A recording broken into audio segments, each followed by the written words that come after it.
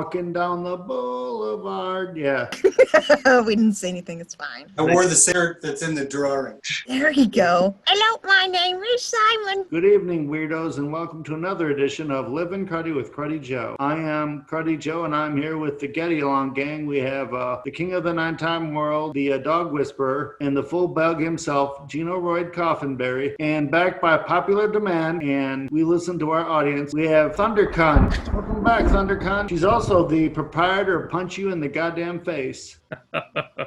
And our special guest tonight is especially special, of a speciality. The guest so nice we had him twice. The friar of Franklin Frittatas, Mr. Handsome, Jimmy Handsome. He's back. Is he Jimmy Hansen or Jimmy Handsome? Yes. Hansen, Jimmy Handsome. Double handsome. And you'll notice that over his shoulder is the winner of the Jimmy Hansen drawing contest. Nice. As depicted by Jerry Duncan of Duncan Industries. For some reason, she put my ugly mug on there too, which should have been automatic points deducted. It's going to be a postage thing. I like it very much. Cats are fighting too. I don't know what the fuck this is. Phase of the moon or what's going on. Is that cranberry juice, Jimmy? Are you having kidney problems? Elderberry juice. I'm trying to flush it. Flush the kidneys. He's a fluffer. It's Pinot Noir. It's this new thing from France. So the McNasty Part 2 episode, incredibly popular. Yeah. We figured with everything that was going on in Jimmy's world, the contest for his art to hang on the wall, got a bunch of other things going on. We figured we would talk to him again. His first episode was so early on. That was the second episode, right? That's right. Correct. So the people that probably saw that episode probably need a refresher.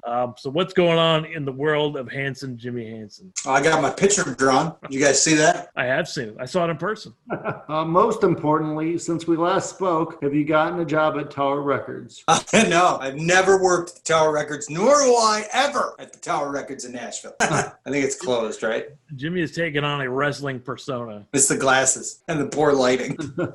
Jimmy stopped by the other day. He grabbed his amp and he was under some kind of ruse that he was going to go clean it and fluff it around. But we know he's going to go moonlighting some kids in the neighborhood. Yeah. So now's your time to confess in front of the fans. Fans you'll be betraying by moonlighting. That's right. Who would I moonlight with? The Fun Girls of Mount Pilot. Some kids from the neighborhood. The COVID kids. You know No, some other band that'll put up with my nonsense? No, I don't think so. We ended up talking about the most relevant topics, including how often we vacuum the house and what are the best vacuum brands and the difference between old style vacuums and new style vacuums, one that you can actually see exactly. So you guys know a lot about sucking. Well, it was interesting to me to hear that Jimmy he vacuums his house twice a week. 2 times a week. How does that work? You have it written down on a calendar? Are you a calendar guy? Here's the thing. I don't know if you know this. The days of the week all have names. So on Wednesday, which is like the 3rd day after Sunday or something, and then Saturday, the day before Sunday, those are the days that I vacuum. No, wait, does your wife not realize that you are the man of the house and you don't do such trivial domestic chores? If anyone's met my wife, they know she's the man of the house. Well, that's right. We established her scrotum a few weeks ago. Well, we're on to Joe. He's faking some kind of injury or something so he can get out doing housework altogether. I know. He's been really successful at that. If I could stop faking it, I would clean the house every day. I swear I would. Well, He's the type to throw the red sock in, turn everything pink so he never has to do it again. That's right. I don't throw in the red sock, but I do throw in the jizz sock. You still don't get to do the laundry. You want to know what's going on in my world? The most exciting part of my week is Monday nights when I get to do this ridiculous podcast with you and Joe. Now you're going to make me cry. Well, that reminds me, now that I have both of you and we're talking to Jimmy, this is the Cruddy Joe podcast. I spend probably 3/5 of my time online promoting on top of the actual creation of this stuff. When I lean on somebody else to actually do some editing and engineering stuff, it's actually THNDRKNT and neither of you guys. I offered. You offered what? To add it or something. Well, where we could really use the help is if we just had some in this group that knew something about marketing and promotion. Oh, yeah. He went back to Bono. Fuck. And to sweeten that pot, I'm willing to fucking throw some money towards this. If we could just get somebody that knows how to use that money properly. Now we're talking. Now we're talking. If I give Joe a hard time, he will at least go and share this once or twice. Jimmy is completely absent, does the show, and then if we see him again until the following Monday, people are like, oh, we're high-fiving on Friday night. Look, fucking Jimmy showed up. I told you it's difficult. This appointment television thing that you do is very difficult. That excuse has expired. Hey, you're cutting into his vacuuming time, all right? No, that's on Wednesdays and Saturdays. Oh, shit. He knows. We figured it out. Why do you think we did that part of the show first? Oh, you bastard. Still getting not even non-committal responses. We're getting not even acknowledgement responses that this was even said. Where can we take this to the next level as far as getting... Ever thought about a billboard? It'd be right under, like, world's largest adult bookstore, Cruddy Joe's podcast. You know how many people would probably check that shit out if it was under... Fuck yeah. They think you're doing, like, dildo reviews or something. Maybe we finally found what we need here. Come watch and we'll sweeten your pot. If it would help, I will happily write some reviews of butt plug. Well, we need a live feature that's part of the show with some demonstration videos. You bring the butt plug in? Has anyone eaten at an Arby's in the last 2 years? Who eats there? The deplorable. I guess. I don't even know. My favorite band in the world got closed down by COVID. I got nothing to do but clean my amp. And actually, we're waiting to unleash a newer version of I Sold My Brain on the masses, and all we need is the vocal track. So I sent you the bass track, right? That's a smokescreen. Where's the vocal track? So I sent you the bass track, right? You're good there? It's fantastic. I thought I sent you the vocal too, but I didn't. And that was like 17 weeks ago. Yeah. I did another one after that. So I'll just did? send it. I thought I sent it to you already. I never sent it to you because I'm a bastard. All right. Did you get my vocal track? No. You try and take my job, mother? I'd rather not do that just because I want the Crutch to succeed, and I'm a fan, and I want to listen to the music, and if it's me singing, I'm not going to listen to it. Is Joe literally the most self-deprecating person that we know? Trying to beat everybody to the punch. I just wait. If there's an opening, I'm like, well, Joe's going to say something. Why would I need to say anything? Which is funny because Gene says I only have one joke. Me saying you have one joke is my one joke. Nice. We're done. We're done. Congratulations. Have a nice night. No, I call Gino baby because he's my little sugar baby, little sugar booger. Sugar Sugar booger. booger. That's right. Well, the fans want to know what's going on in the world of the Creeping Creds. This is an appropriate episode Yeah. to discuss that. I've been playing some guitar and writing some stuff. Once Jimmy finishes up what he's doing with that track, then I can move on to actually tracking these demos as some new music and pass them along to see if it's stuff. You know, this is a new challenge with Jimmy as the vocalist. It creates a whole different, typically when we have just a guy that does vocals, I can write whatever and say, just do this shit. This is the new thing that is a little bit more of a challenge because I can't just say, just do this. He's got to handle the bass playing. I haven't figured out the ins and outs of that yet. So that's what we need to start working up. I'm wondering if the best thing isn't to write some music, give you some ideas of some vocal harmonies and let you tell me what you can do with that, or do I just write the shit and say, do your best with this? You tell me. So, Jimmy, how do you like being referred to as a challenge? Oh, no. I've definitely been referred to as a challenge my whole life. So Yeah. It's like a double dare physical challenge. No, you write the lyrics, don't you, Gene? Yeah. Now, if Jimmy was like, I'm going to write the lyrics. I've been writing songs since I was 14 years old, and none of them have words because words don't matter. Words hurt. To me, when I'm trying to make something, when I'm trying to create something, I don't think about the words. I only think about the sound. You got to do this Ted Nugent style. You write 10 cool-ass song titles, then you just fill in the blanks. You back in from there. Yes. If you want quality, thought-out lyrics, you're probably going to need to do them. If you want syllables, noises, and sounds like possibly a gorilla would make, I'm your man. I know how to write a bit of music and then juxtapose a vocal harmony against it, but I don't know, as a bass player who will be playing part A, that leaves the door open for you to do that. This is a new frontier for both of us, buddy. What do you anticipate is the best way to do this? I think if you write some words and the music and do all the work and then give it to me, I'll make up a bass part that's easy to play. Basically the status quo. I can do that. If you would talk to former band members, you would say that's the aspect of being a control freak. But no, see, here's the thing about this band, Gene. You have the most pure vision of it in your head, and we should stick with that.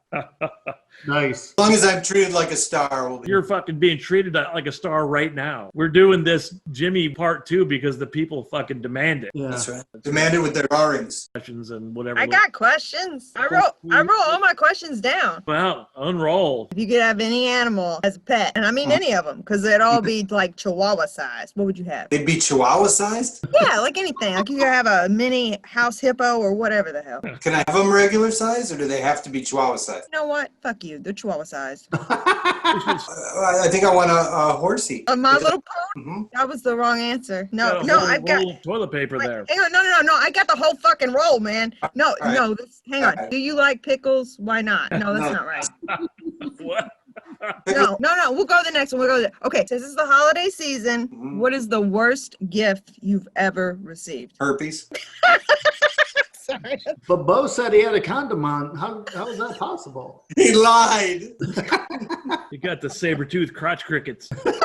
Those come Chihuahua sized too? Here's my answer. I want a cricket that's Chihuahua sized as a pet. I have to interrupt the line of questioning, but Jimmy basically confessed, the world-renowned dog hater confessed that he really loves his new little dog. I do. Pleasure that little dog has given him. The world should know that he's changing his ways in regard to dogs. Is it Chihuahua size? Yeah, he is. Actually, she is. She's a pug, so yeah. What, were you all about cats before then? I hate cats more than anything. I'm allergic to them. And I didn't hate dogs. I just was ambivalent, and I tried not to give them any, they don't need any help with all the pampering and shit that they get. Then when this is over, he's going to, come here, puppy. Come here, puppy. Oh my God, she's adorable. He looks exactly like the dog. What did you do to her face? Look at those eyes. It's genetic modification. I got one more. It's about food and I'm done. What is your biggest kitchen screw up? Bonus points if a house fire was involved. No pickles, but I did catch the toaster oven on fire reheating a stromboli. And I had to spray it with the kitchen Good to get the fire. extinguisher out. Did you go ahead and eat it? It was pepperoni. His new nickname is Jim Boley. That was in my parents' house when I was in my 20s, probably. My dad was like, you asshole. That was his answer to everything.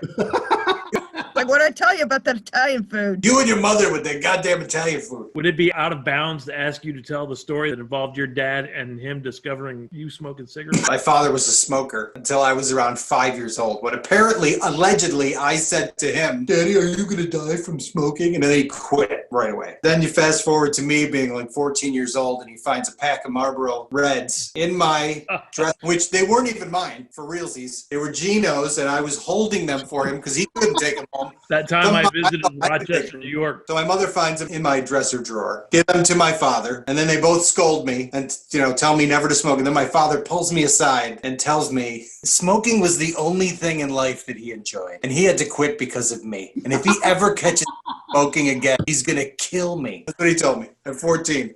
It was the only thing in life that he enjoyed. I was terrified because then he capped it off with his typical, I'm going to kill. For a while, I thought, oh shit, he's going to kill me. But then after 10 years of that, you're like, he hasn't done it. He's not going to do it. But did you quit? No. So, Jimmy, can you play the stand-up bass? I don't know. Probably. Never tried. And if you could, do you think you could play it like rockabilly style where you stand on the side of it while playing? I think that's the only way to play it. How else would I play it? I'd probably dry hump it and spin it around. Well, I thought they'd do that in private. No, on stage.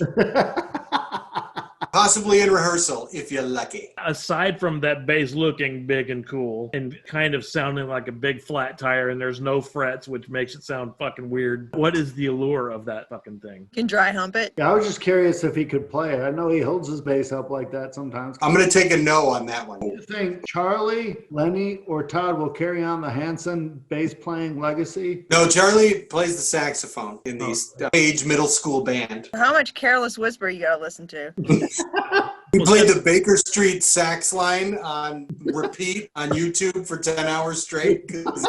That's when he decided he wanted to play the saxophone. After playing that for 10 hours straight, I was like, I am going to murder you in the face if you don't turn that off. What is the greatest bass line in a song? That's a tough one. I would say the bass part from All My Loving is really good. Most of Geezer's bass playing ever. How about the Flea and Bust a Move?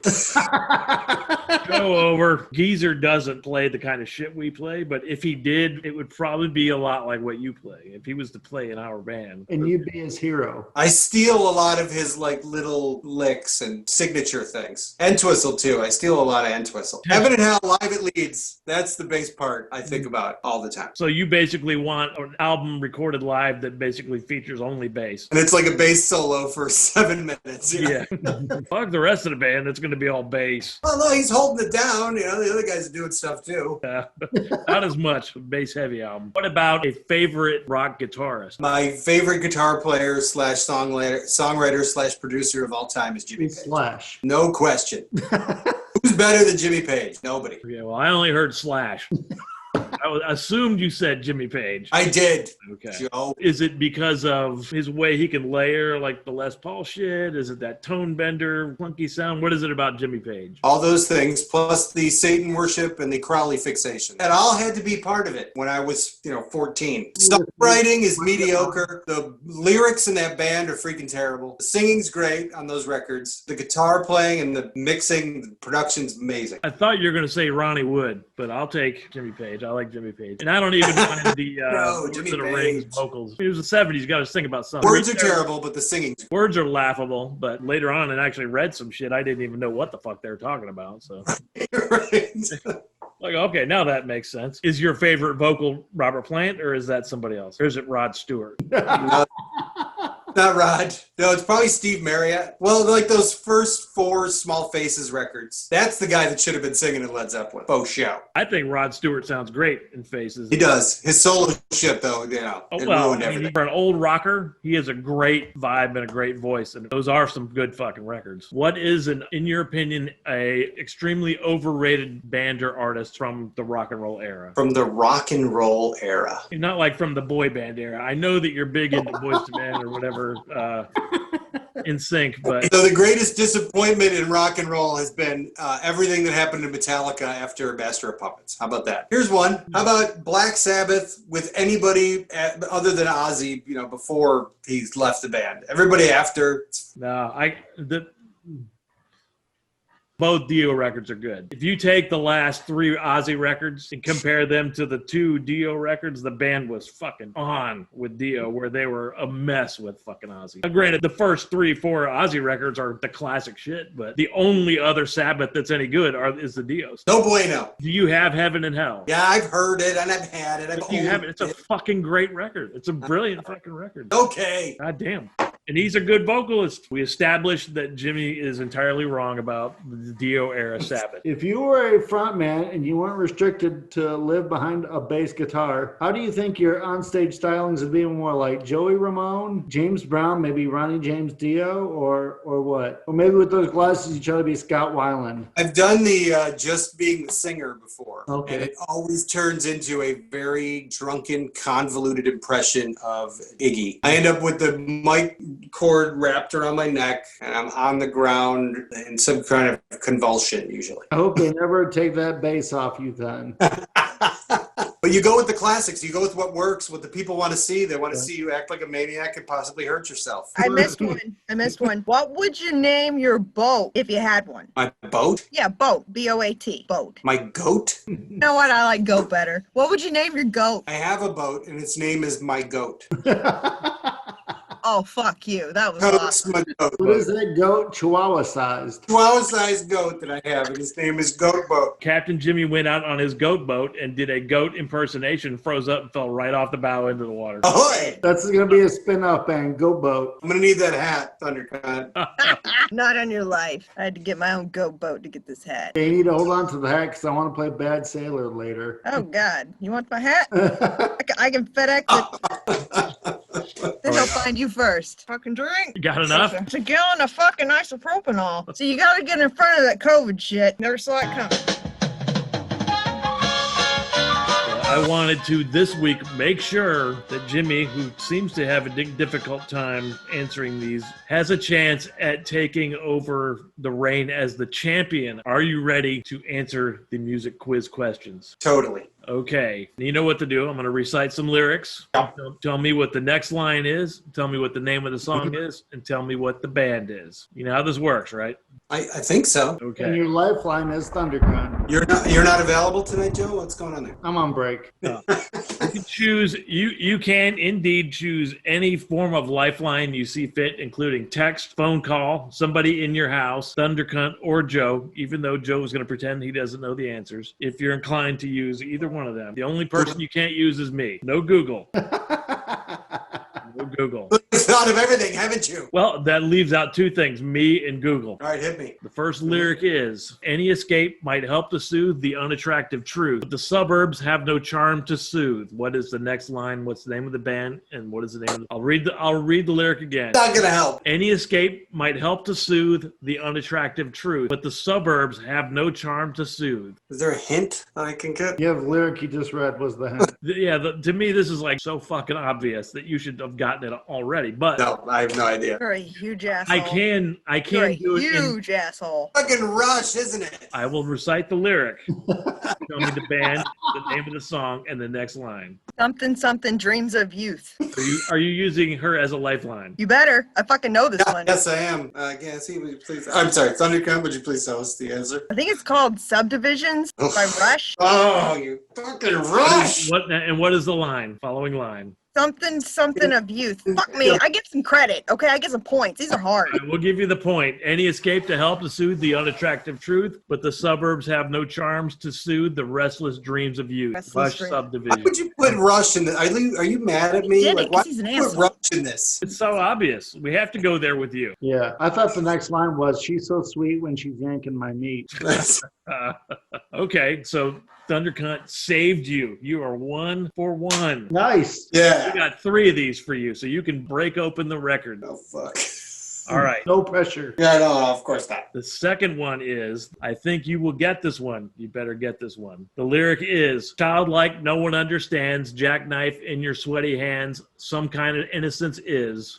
Some kind of innocence is? Really? That's the third line? Childlike, no one understands, jackknife in your sweaty hands, some kind of innocence is. You don't know what it's like to listen to your fears. That is Hey Bulldog from the Beatles. What was the next line? I just sang it, didn't I? Talk to me. You can Childlike, talk no one understands, jackknife in your sweaty hands, some kind of innocence is. measured out in tears or years. Measured out in years. We'll give this one to you anyway. Some kind of wonderful. I thought it was beef, don't eat it. Oh,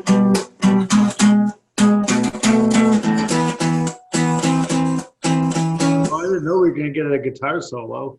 Hell yeah. Let's sing it. That's it. That's all you get. Sing the verse. Childlike, no one understands. All right. Oh, hell yeah. Do you want to go for the third? So if you get, you'll be the only one who has 3 of these correct. No pressure. No pressure. This is the goddamn easiest one we've ever done. I'm certain both of your lifelines can help you get this one. Are you ready? I think so. Singer in a smoky room, the smell of wine and sweet perfume. For a smile, they can share the night. What's the next line? Band, name of the song. I feel like it goes on and on and on from there. And who sings it? Who's that guy said the road ain't no place to start a family? Joe, who's that guy? Well, I know it's Journey. And to get this correct, to score 3 of 3, I need the name of this song.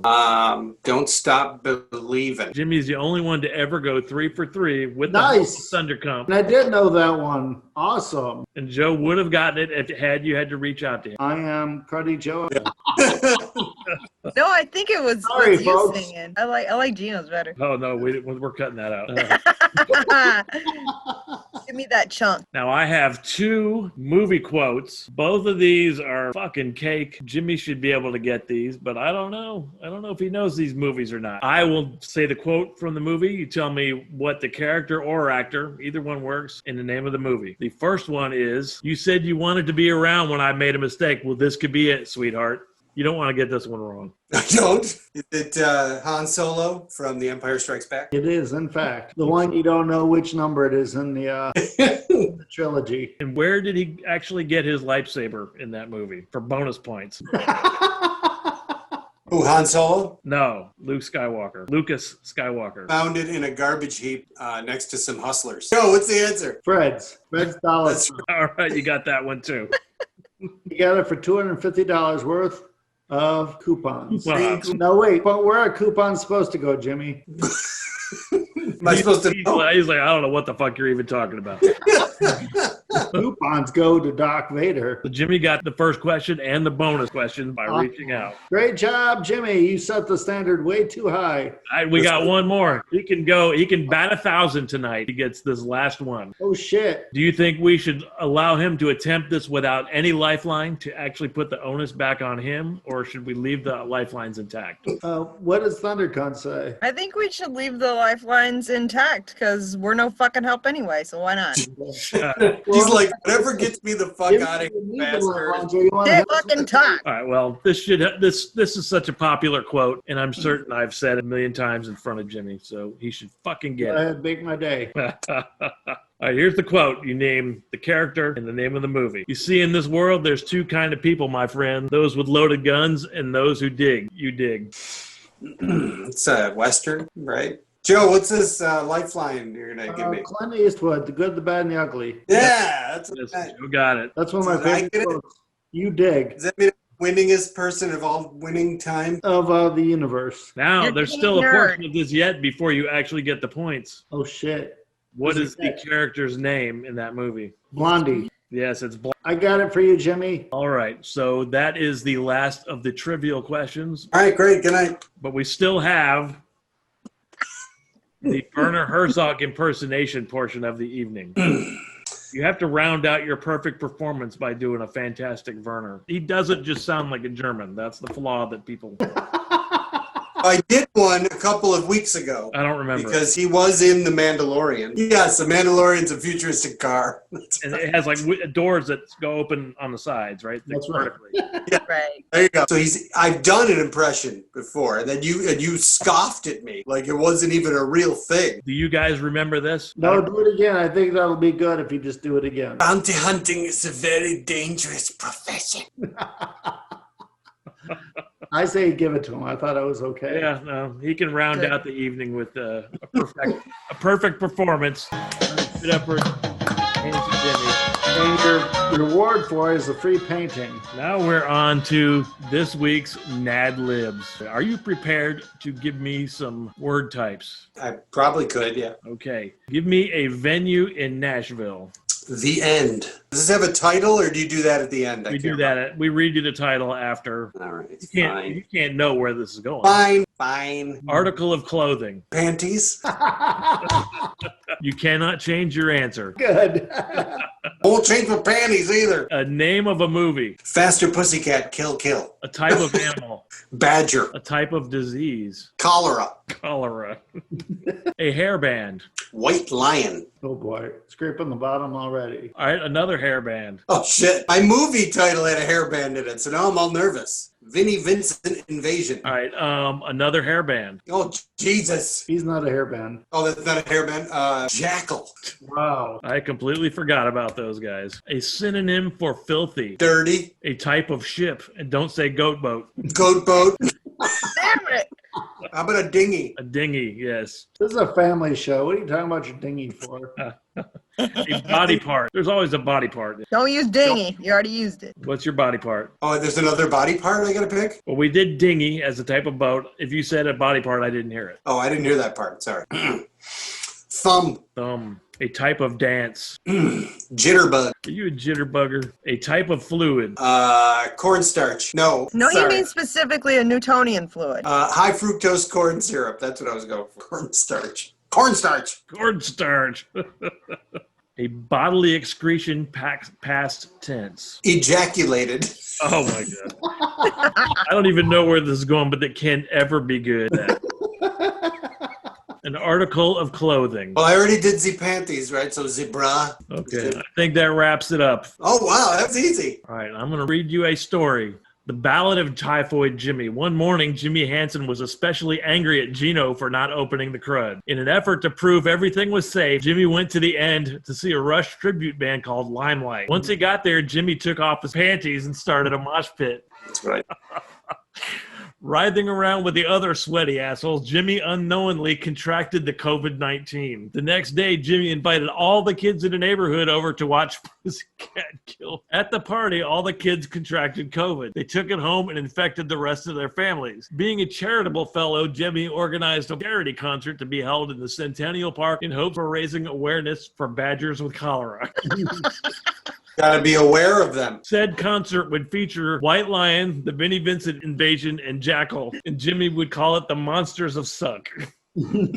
Unwittingly, Jimmy infected all the bands with COVID. The bands then infected the dirty concert attendees with COVID, and they in turn went home and infected their families and friends. Soon, a tidal wave of disease perpetuated by Jimmy Hansen swept the world like a wildfire run amok. With their respective countries in peril, the United Nations held an emergency conference where they unanimously voted to shoot Typhoid Jimmy into space before he could cause any more damage. After convincing him it would be just like Star Wars, they ushered Jimmy into a dinghy and quickly blasted him into space. In orbit, Jimmy only had astronaut food to eat, and he made it with his own damn thumb. Sadly, the UN didn't put enough gas in Jimmy's spaceship to fly home, so Jimmy would be forced to crash land back on Earth with only gravity as his guide. As Jimmy plummeted to Earth like a fiery meteorite, he saw the coastline looming ahead. Jimmy thought he was doomed. Fortunately, Jimmy landed on a herd of endangered sea otters. The sea otters cushioned the impact and saved Jimmy's life. Unfortunately, it rendered the sea otters extinct. Crawling out of his damaged ship, Jimmy was so happy to be alive, he did the jitterbug on the beach and chugged a gallon of high fructose corn syrup.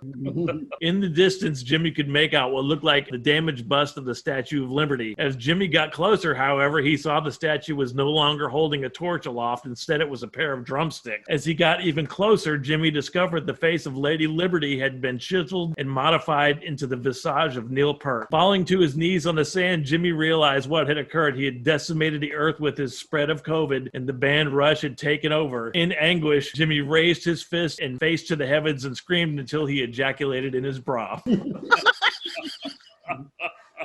Wow. You outdid yourself with that one. Those badgers with cholera. And the UN was like, hey, Jimmy, ever heard of the Mandalorian?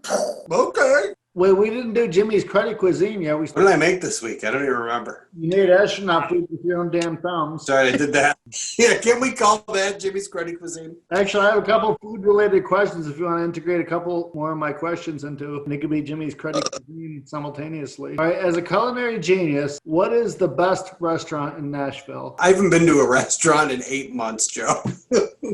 Oh, when you did go, I'm assuming it was good then, too. I don't even remember. I don't even remember going to restaurants. Do we do that? Is that a thing? Nashville is pretty hard up for good restaurants unless you're talking about Mexican or Indian food. There's not one nasty-ass greasy Greek diner in this entire fucking Tri-County area. There's no place where I can get a pork roll on a fucking sandwich for breakfast. There's nobody that sells fucking scrapple. Yeah, that's Northeast shit, man. Nobody's going to do that. There's no Apollo type fucking... Well, I could simplify the question even more if you like. Waffle House or Huddle House? They're both disgusting. Wow. I remember eating at a Waffle House for the first and only time I've ever been there, and it was the one in Williamson County where they promised me this was the nicest Waffle House. Did you go in there and try to order the crapple? That they have. He went in and he wanted scattered, smothered, distressed, and ejaculated. Exactly. I asked for extra, and they were like, that's already included. How about best sushi? So Sunset Sushi and Thai gets my vote. They're really good. Plus, sometimes I don't feel like sushi, but the rest of them do. So you know what that means. We're going to get sushi. Best Mexican. There's two Garcias around here that are pretty good, and Oscar's Taco Shop is pretty awesome. Well, Oscar's is so different than the rest of them, though. I agree. That place is great. You been to Garcia's over there? Yeah, Garcia's was like too salty. Well, they have good pastor tacos. Sauce on side. Oh. Waffle House tacos? Yeah, waffle taco. So any pizza place is worth a shit. And my pizza's the best pizza in town. No, It's all about the water. The water. it is. Yeah, the water's bad for pizza. Great for bourbon, bad for pizza. All right, weirdos. Well, that's all we got for this evening. I want to thank Gino Roy Coffinberry and backed by popular demand, THNDRKNT, and our very special guest, the Dark Bono James Hansen. Thank you, Mr. Hansen. Appreciate your time, sir. Yeah, appreciate that too. Thank you, Joseph. I really appreciate you as well. Walking down the boulevard. Yeah. Just